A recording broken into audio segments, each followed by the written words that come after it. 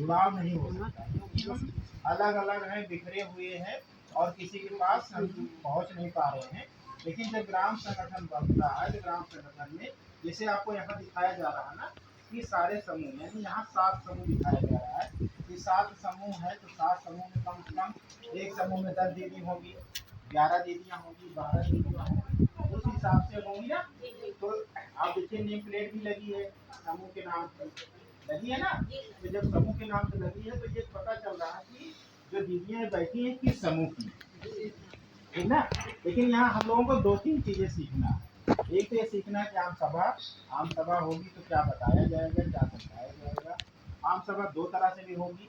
एक आम सभा होती है केवल ग्राम संगठन का गठन करने के लिए, एक आम सभा होती है आपको जब ग्राम संगठन बन जाएगा, पूरा रन करने लगेगा, तो साल में 1 बार या 2 बार करनी पड़ती है, क्योंकि पूरा जो गतिविधि हम लोग काम करते हैं उन गतिविधियों को सारी दीदियों को बताना है, समझाना है।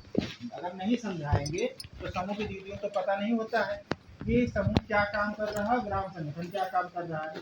तो कौन जानते कौन लोग हैं? अध्यक्ष, कोषाध्यक्ष, सचिव, ये 3 लोग जानेंगे, बाकी कोई दीदी को तो पता ही नहीं चलता है।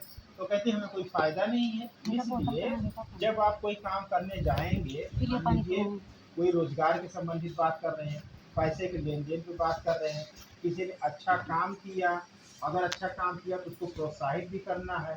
लोगों के सामने अगर किसी को प्रशंसा करते हो तो कैसा महसूस होता है? लगता है कि हमारी बड़ी इज्जत है, बड़ा मान सम्मान दिया जा रहा है। आपको बैंक वाले खूब पैसा दे रहे हैं, लेकिन बैंक वालों को कभी आपने बुलाया नहीं।